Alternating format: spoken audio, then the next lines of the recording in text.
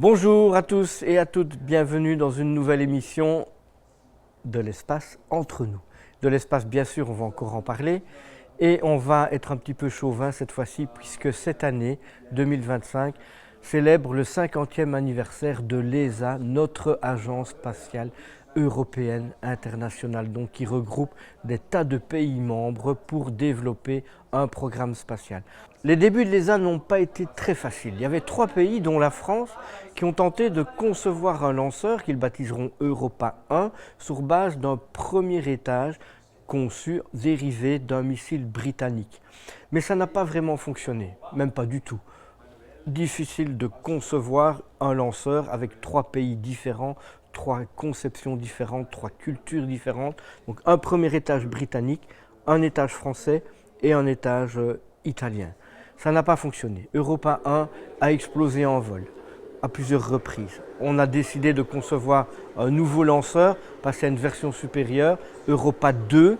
Le premier lanceur a été lancé de Kourou, mais a explosé en vol. Le deuxième, on n'a pas osé le lancer, il est resté au port du Havre dans un hangar parce que le programme a été abandonné. Donc le lanceur n'est jamais parti vers la base de Kourou en Guyane. C'est d'ailleurs ce lanceur-là que nous avons ici à l'Eurospace Center.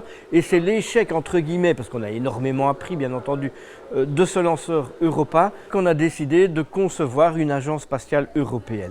Ce n'a pas été facile du tout. Il a fallu beaucoup de négociations. Et puis, il y a eu une réunion de la dernière chance à Bruxelles, grâce à un ministre belge en fait, qui va une nouvelle fois réunir tout le monde et tenter de concilier les différents avis. C'est ainsi que l'ESA est née en Belgique. La France, l'Allemagne, l'Italie, l'Angleterre, la Hollande, etc. Et de plus en plus, elle s'est étoffée.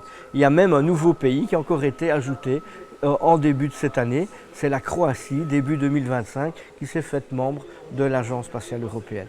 Nous développons bien sûr des programmes non habités, les fameuses familles de fusées Ariane.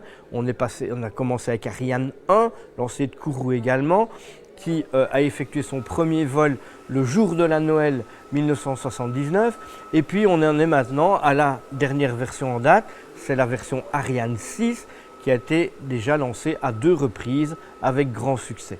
Il y aura probablement d'autres versions, on parle déjà d'Ariane 7, etc. Mais on n'en est pas encore là.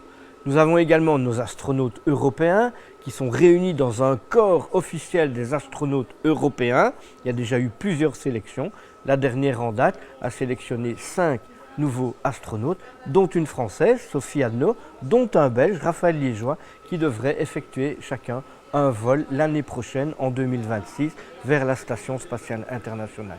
Donc l'ESA se porte très très bien, elle est même supérieure à tout le monde dans tout ce qui est le vol de satellites, etc. Même les Américains et d'autres pays viennent demander à Ariane de déployer leurs satellites dans l'espace. De ce côté-là, tout va bien. Maintenant, il y a quand même quelques petites inquiétudes, on en parlera plus tard, concernant le futur des vols habités européens. À bientôt pour une nouvelle émission de l'espace entre nous.